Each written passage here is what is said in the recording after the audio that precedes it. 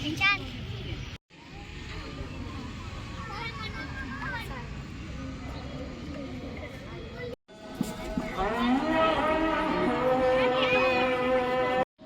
বাঙালি Everest জয়ী আমাদের শুধু এই জগন্নাথপুরের গর্ব যেন সার্থক করে তোলার জন্য এই জগন্নাথপুর উপজেলার কিছু উদ্যোগী যুবক ফেয়ার ফেস নামক একটি সংগঠনের ইচ্ছা ছিল যে পুরো অনুষ্ঠানটি উপভোগ করি।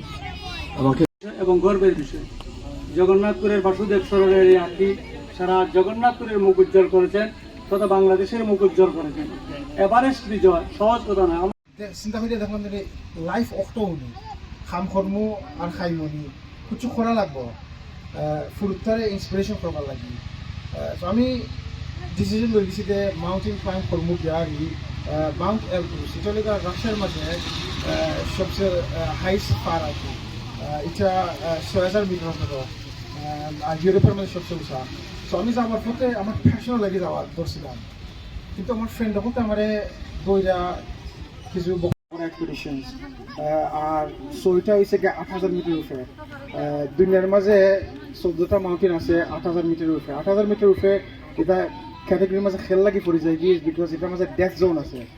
সংবর্ধনা, তারপরে সেটা তো অসহায় মানুষদের পাশে দাঁড়ানো,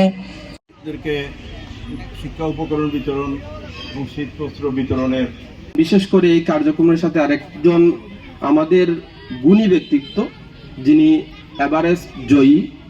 বিশেষ করে ধন্যবাদ এবং কৃতজ্ঞতা জানাই আজকের আয়োজনের যিনি মধ্যমণি আমাদের আকলাকুর রহমান আকি ভাই। উনি এভারেস্টের চূড়ায় বাংলাদেশের পতাকা নিয়ে উঠেছেন, বাংলাদেশের নাম ধারণ করেছেন। বিভিন্ন প্রতিষ্ঠান থেকে আগত কৃতি শিক্ষার্থী, আমরা সবসময় মানবতার কাজে শিক্ষা প্রতিষ্ঠানের শিক্ষার্থীবৃন্দ, অভিভাবকবৃন্দ এবং শিক্ষার্থীর মধ্যে অভ্যস্ত করা। আমরা চাইলেই যে শীতবস্ত্র বিতরণ বা কৃতি শিক্ষার্থী সংবর্ধনা দিয়ে সবকিছুকে আমরা এই পূরণ করতে পারবো না।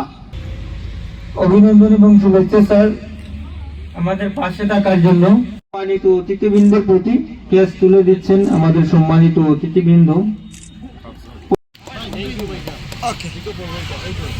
আমাদের মঞ্চে উপবিষ্ট সম্মানিত অতিথিবৃন্দ,